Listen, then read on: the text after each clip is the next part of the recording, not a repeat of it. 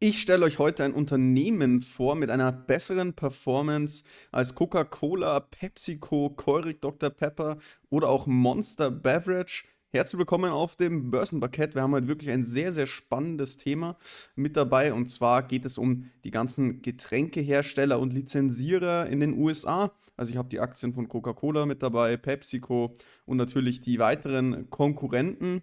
An sich sollte ja jedem Coca-Cola an sich bekannt sein. Man ist ja bekannt für die ganzen Sirupkonzentrate, die man verkauft und natürlich viel hauptsächliches Getränk Coca-Cola, auch wenn man da natürlich noch weitere Marken im eigenen Portfolio hat, also sowas wie Sprite oder Fanta. Das ist natürlich nur ein kleiner Ausschnitt aus der Getränkepalette, die Coca-Cola hier im eigenen Portfolio hat. Und ich möchte heute mal die Aktien vergleichen aus dieser Peer Group, also alle möglichen Getränkehersteller sozusagen, also auch sowas wie Pepsi, die natürlich auch ein ähnliches Geschäftsmodell haben. Und ja, es gibt so ein paar Unterschiede zwischen Pepsi, Coca-Cola, Monster Beverage und so weiter. Und die möchte ich heute auch so ein bisschen rausstellen. Und am Ende, ja, wollen wir feststellen, welches Unternehmen denn am besten ist. Und ganz spannend, beziehungsweise das spannendste Unternehmen stelle ich euch dann gegen Ende vor. Auf jeden Fall müssen wir das erstes mal unterscheiden. Es gibt nämlich zwei Coca-Cola-Unternehmen. Es gibt einmal das ganz normale Coca-Cola, das für die Herstellung und Lizenzierung an sich verantwortlich ist, weil Coca-Cola natürlich an sich ein Franchise-Modell benutzt, das es praktisch ermöglicht, die Abfüllung in den Vertrieb eben an die lokalen Partner weiterzugeben. Ja, und das erleichtert natürlich dann auch die Expansion und es hat schon auch gewisse Vorteile für Coca-Cola an sich. Und das ist eben auch deren Hauptumsatzquelle, also aus dem Verkauf des Konzentrats, dieses Sirups und eben aus diesen Lizenzeinnahmen. Das sind die praktisch Einnahmen, die Coca-Cola an sich hat. So, es gibt aber noch ein zweites Unternehmen, nämlich Coke, also Coke Consolidated. Es ist ein Abfüller von Coca-Cola-Produkten.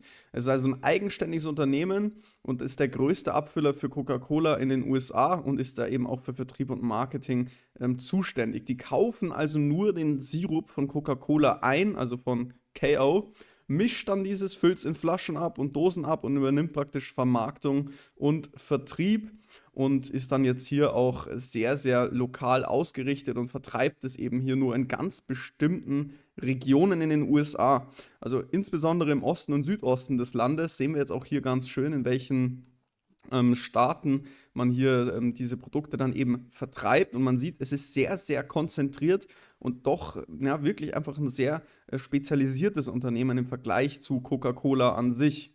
Und da kommt jetzt eben der Hauptumsatz nicht mehr durch Lizenzierung oder ähnliches, sondern durch die Abfüllung. Also es ist im Prinzip ein Getränkeabfüller und da kommt dann eben auch der Großteil seines Umsatzes her, eben durch Verkauf, Vertrieb dieser abgefüllten Produkte an die Einzelhändler. Und man hat da zum Beispiel als größten Kunde ja sowas wie Walmart, Kroger, also die großen Supermarktketten. Und was auch ganz, ganz spannend ist, man hat nicht nur die Rechte an Coca-Cola für die Abfüllung, sondern auch sowas wie Monster Beverage sehen wir hier zum Beispiel oder natürlich auch Fanta, was ja zu Coca-Cola gehört. Also man ist da schon sehr, sehr breit auch aufgestellt. Es ist ein wirklich sehr, sehr spannendes Unternehmen und wir werden jetzt dann gleich noch sehen, dass Coca-Cola Consolidated viel besser abgeschnitten hat in den letzten Monaten und Jahren wie die Konkurrenz. Also das hat auch jemand in den Kommentaren zu meiner letzten Analyse von Pepsi erwähnt. Also Alex, Grüße an dich. Sehr, sehr spannende These und hat mich jetzt auch so zu diesem Video bewegt. Hier sehen wir nochmal die Hauptunterschiede zwischen Coca-Cola und Coke an sich. Es ist eben ja, ein ganz eigenständiges Unternehmen. Das eine Unternehmen lizenziert und das andere füllt dann letztendlich ab.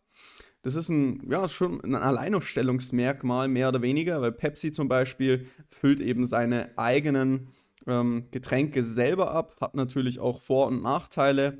Auch Keurig Dr. Pepper, die haben eigene Abfüllanlagen als auch ein Netzwerk von Partnerabfüllern, also die haben so ein bisschen ein Mischmodell. Also es ist wirklich interessant, dass Coca-Cola jetzt hier vor allem auf die Abfüllung von anderen setzt. Schauen wir uns mal Coca-Cola Consolidated an. In den letzten 10 Jahren sehen wir hier einen rasanten Kursanstieg. Vor allem so ab 2021 haben wir hier wirklich eine extrem starke Rallye. Und auch zahlen wir jetzt tatsächlich eine ganz nette Dividende, nachdem hier jahrelang immer diese 98 US-Dollar-Cent bezahlt wurden, wurde jetzt seit 2 Jahren die Dividende hier stark erhöht und es gab eine wirklich rasante Sonderdividende hier 2024. Sehr, sehr spannende Situation bei Coca-Cola Consolidated. Wenn wir uns mal den Chart hier anschauen im Vergleich zum S&P 500, zum Nasdaq sogar, sehen wir wahnsinnige Outperformance sogar gegenüber dem Nasdaq und auch gegenüber dem S&P 500 ist hier Coke, also die Aktie mit dem Ticker Coke, deutlich besser gelaufen, wie es hier der US-Gesamtmarkt gemacht hat. Also wirklich sehr, sehr spannendes Unternehmen. Da schauen wir jetzt auch noch genauer hin auf die aktuellen Kennzahlen. Davor wollte ich noch darauf hinweisen, wenn dir das Video gefällt, also solche sehr, sehr spannenden Themen auch, gerne mal einen Daumen nach oben da lassen, die Glocke aktivieren, ganz wichtig, dann verpasst du auch keine Videos mehr. Natürlich Abo da lassen. Danke. Dann schauen wir jetzt hier auf den Score, also einen Qualitätscheck von Coke, wieder diesen Abfüller von Coca-Cola, 14 von 15 Punkte, also wirklich sehr, sehr starkes Rating. Wir haben hier einen Punktabzug nur bei der Nettogewinnmarge, da werde ich jetzt gleich noch genauer drauf eingehen im Peer Group Vergleich. Wenn wir auf die aktuelle Bewertung gehen, dann sind wir auf Basis des Umsatzes in den letzten 3 Jahren deutlich überbewertet und auf Basis des letzten Jahres, ja so 20% circa, drüber. Auf Basis des Gewinns sieht es dann noch schlechter aus. Also wir sind jetzt im Moment schon durchaus stark bewertet. Das ist jetzt vielleicht nicht der allergünstigste Einstiegszeitpunkt im Moment, aber auch beim Piotrowski F-Score ein Score von 7 von 9 Punkten, also schon durchaus stark. Ich möchte mir jetzt dann noch die einzelnen Aktien ganz genau anschauen, also in der Charttechnik an sich, wie das Unternehmen aufgestellt ist und wie da die Performance der letzten Jahre aussieht und wo man vielleicht auch einen Einstieg finden könnte. Davor, es gibt im Moment eine wirklich sehr, sehr gute Aktion von Finanzen Net Zero, wo ihr einen Wechselbonus bekommen könnt und zwar bis zu 300 Euro. Also es ist abhängig von eurer Depotsumme, die ihr dann übertragen könntet. Da bekommt ihr einmal einen 50 Euro Neukundenbonus und eben bis zu 300 Euro Wechselprämie, wenn ihr den Promocode ZEROETZT eingebt mit dem Link im ersten angepinnten Kommentar, den ich da unten reingeschrieben habe, oder in der Beschreibung einfach den Link anklicken, dann bei der Registrierung ZEROETZT angeben und eine satte Prämie kassieren beim Wechsel und beim Öffnen eines Depots. Wir gucken uns jetzt mal die Aktien, die ich dabei habe, im Peer Group Vergleich an. Ganz links hier Coke, also der Abfüller, dann National Beverage ist auch ein Abfüllungsunternehmen, dann Coca-Cola Company, also der Lizenzierer, dann PepsiCo, Keurig Dr. Pepper und zuletzt Monster Beverage. Wir schauen uns mal den Total Return im letzten Jahr an, im Vergleich und wir sehen, ganz oben in Orange ist Coke mit Abstand der bestgelaufenste Wert mit knapp 100% Rendite. Darunter dann kommt erst Coca-Cola, also die normale Unternehmen, dann Keurig Dr. Pepper, dann Pepsi, dann National Beverage und dann Monster Beverage. Also wirklich extrem starke Outperformance im letzten Jahr. Auf Sicht der letzten 3 Jahre ähnliches Bild, auch hier Coca-Cola Consolidated deutlich besser unterwegs. Im Schnitt der letzten 5 Jahre auch da längerfristig deutlich bessere Performance. Hier war aber auch ganz lange mal Fizz, also das National Beverage Unternehmen, sehr stark unterwegs. Wir sehen also in den letzten Jahren geht die Schere jetzt hier immer weiter auseinander zwischen den Unternehmen und selbst wenn wir uns hier den 10 Jahres Total Return anschauen, dann sehen wir, dass hier Coke mit 1524% in den letzten 10 Jahren die anderen Unternehmen extrem stark hinter sich gelassen hat. Und wir zahlen jetzt sogar eine nette Dividende mit 2,06%. Das heißt, man kann da mit der Dividendenrendite schon fast mit den anderen mithalten. Die anderen haben so 2,8 bis 3,2% Dividende. Also auch schon wirklich sehr, sehr stark. Coke, also Coca Consolidated, fängt jetzt eben erst an, eine Dividende zu bezahlen.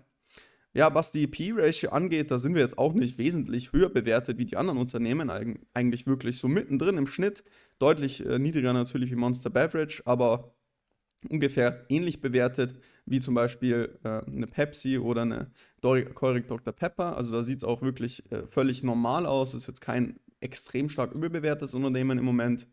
Beim Umsatzwachstum im letzten Jahr sehen wir sogar, dass Coca-Cola Consolidated stärker gewachsen ist wie die normale Coca-Cola, stärker wie Pepsi, stärker wie Keurig Dr. Pepper. Nur Monster konnte da ein deutlich besseres Ergebnis hinlegen. Also da ist einfach ein sehr, sehr spannendes Unternehmen hier, Coca-Cola Consolidated.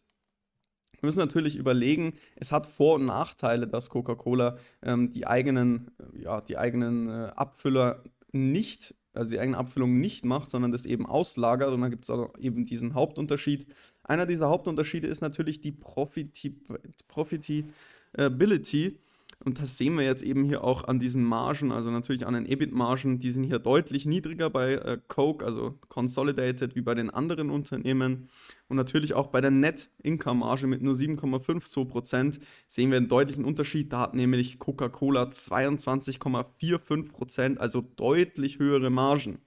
Ist natürlich schon sehr, sehr spannend, weil eigentlich müsste man ja meinen, dass Coca-Cola dann schon eher das stabilere Geschäft sein sollte mit den deutlich höheren Margen. Aber der Kurs, der zeigt hier dann im Moment doch ein deutlich anderes Bild. Also das scheint Coca-Cola Consolidated im Moment viel stärker von diesem konzentrierten Geschäftsmodell zu profitieren. Genau, also wir gucken uns jetzt dann noch die Charts hier an von Coca-Cola und Coca-Cola Consolidated, Keurig Dr. Pepper, Monster Beverage und so weiter.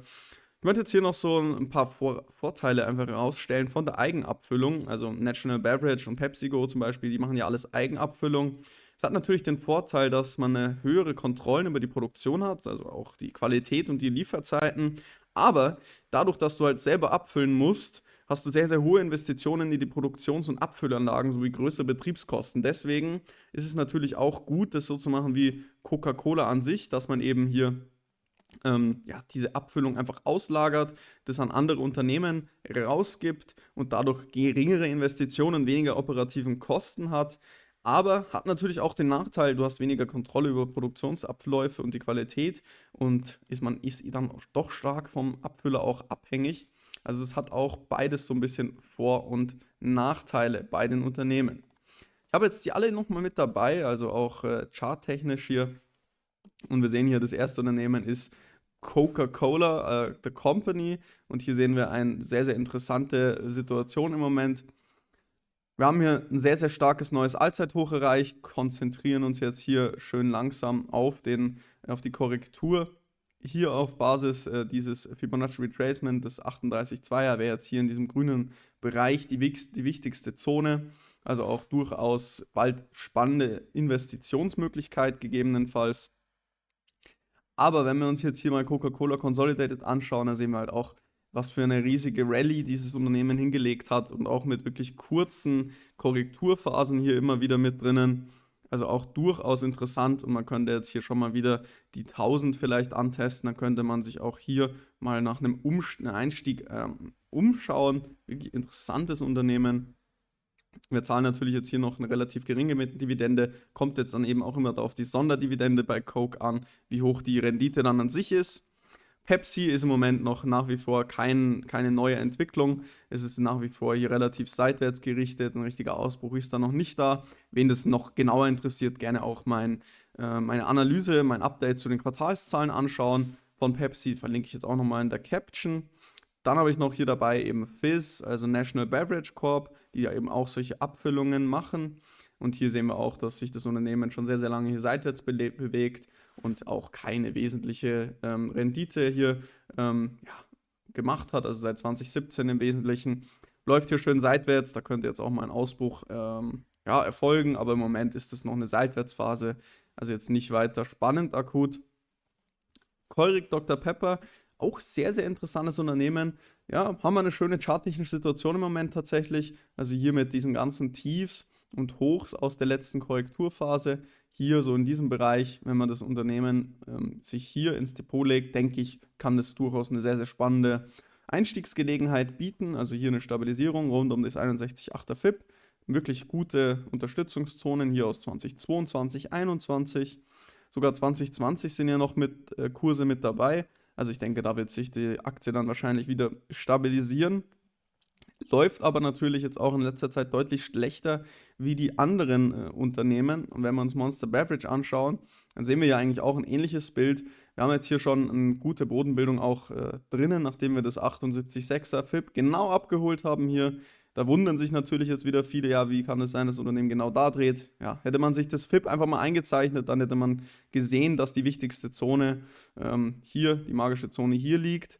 Und jetzt natürlich wirklich guter Abpraller nach oben. Hier mal den Trend rausgenommen und jetzt müssen wir so einen kleinen Rücksetzer am besten abwarten, dass hier ein Einstieg interessant wird. Aber um einfach nochmal die ganzen langfristigen Charts hier sich anzuschauen, sehen wir, ja, Monster Beverage, ja, bewegt sich schön langfristig nach oben, aber relativ gemächlich, würde ich immer sagen. Correc Dr. Pepper sieht es ähnlich aus, da haben wir noch ein, ja, auch ein ähnlich langwieriges Chartbild, sogar mit längeren Seitwärtsphasen, wie es bei Monster Beverage der Fall ist. Fizz gefällt mir da am wenigsten im Moment, weil wir eben diese ewige Seitwärtsphase mit drin haben. Pepsi ist auch ein sehr, sehr stetiger Aufwärtstrend, der eben doch wirklich langsam ist und gemächlich. Coca-Cola an sich, da sieht es ähnlich aus. Das sieht noch schlechter aus eigentlich wie Pepsi. Auch hier langsamer, gemächlicher Trend. Wirklich auch mal so eklige Korrekturen mit drinnen. Und jetzt schauen wir uns aber Coca-Cola Consolidated an. Und da sehen wir eben wirklich viel schöneres Chartbild, deutlich bessere Rendite. Also vor allem so ab 2008 konnte man sich hier gut entkoppeln, auch von den anderen Aktien. Auch wenn wir hier mal so volatile Phasen drin haben, ist es, ja, wenn wir uns den Chart anschauen, einfach ein deutlich spannenderes Unternehmen wie die anderen im Allgemeinen. Also das wäre jetzt hier meine erste Wahl definitiv und das sollte man sich mal ganz genau anschauen, das Unternehmen, wenn man in diesem, ja, Consumer-Bereich investieren möchte. Und die zweitbeste Aktie, zumindest auf jeden Fall charttechnisch, ist hier PepsiCo. Finde ich jetzt auch fundamental am interessantesten, auch wenn natürlich Correc Dr. Pepper nicht unspannend ist. Auch Monster Beverage finde ich dann ja relativ nett, aber da würde ich dann auf jeden Fall in erster Wahl mal Coca-Cola Consolidated in Betracht ziehen als eine Investition und dann PepsiCo. Aber lass doch mal mich gerne wissen, was du von den Aktien hältst. Hast du vielleicht auch eine der schon im Depot? War dir dieses Phänomen oder die Situation mit Coca-Cola Consolidated schon bekannt? Weil ich war da noch nicht so stark drinnen. Also es war jetzt eben erst nach dem Hinweis, dass ich mich da so richtig mal mit beschäftigt habe und auch mal die letzte Performance hier angeschaut habe. Sehr, sehr spannend für mich, interessantes Unternehmen. Wenn es dir gefallen hat, gerne einen Daumen nach oben da lassen und ein Abo nicht vergessen, dann sehen wir uns beim nächsten Mal. Danke für die Aufmerksamkeit. Ciao.